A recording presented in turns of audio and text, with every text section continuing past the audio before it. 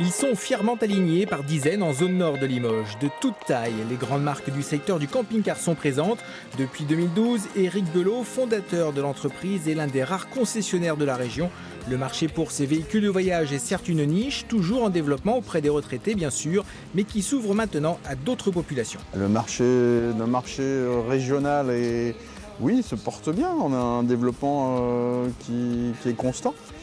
Et on a une clientèle entre des retraités à 70% et 30% de jeunes qui arrivent entre 30 et 40 ans, qui se mettent au camping-car et qui redécouvrent le camping-car avec des modèles comme on a derrière et des modèles fourgons qui sont aussi un peu tendance.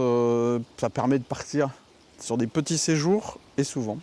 Sur le parking actuellement, le véhicule le plus cher, c'est ce Rapido de 8 mètres de long sur 6 roues. C'est le grand confort, double lit, un lit simple sous le toit, douche, climatisation, cuisine, store extérieur. Son prix 130 000 €. Certains modèles peuvent monter à 300 000, mais c'est pour une clientèle très rare.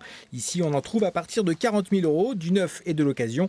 L'entreprise a aussi, c'est primordial, une activité de garagiste. Pour réparer et transformer un camping-car, il faut être polyvalent et inventif. Oui, comme ça, ce soir, il est fait. Ce soir, il est prêt. On appellera le client. On touche vraiment à tout. Ça peut être de l'électronique, du bois, de la plomberie, de la carrosserie, de la mécanique. On touche vraiment à tout et c'est ça qui est vraiment pas mal. Donc le lanterneau, c'est toujours posé, hop, comme ça, quand ça s'ouvre, vers l'arrière. On peut vraiment tout aménager, c'est vraiment dû à la carte. Donc l'avantage, c'est vraiment, on part pas d'une carcasse, mais on peut vraiment le faire à sa guise. Et vraiment, tu ne tires pas sur le rouleau, tu le laisses vraiment se dérouler. Le travail ne manque pas, un stagiaire est actuellement en formation, mais cela n'est pas suffisant. Pour répondre à la demande, le patron cherche à recruter. On a besoin de techniciens à l'atelier, on a besoin de personnes aussi sur le parc en commercial et on peut encore se développer si on gagne un petit peu de place autour de nous.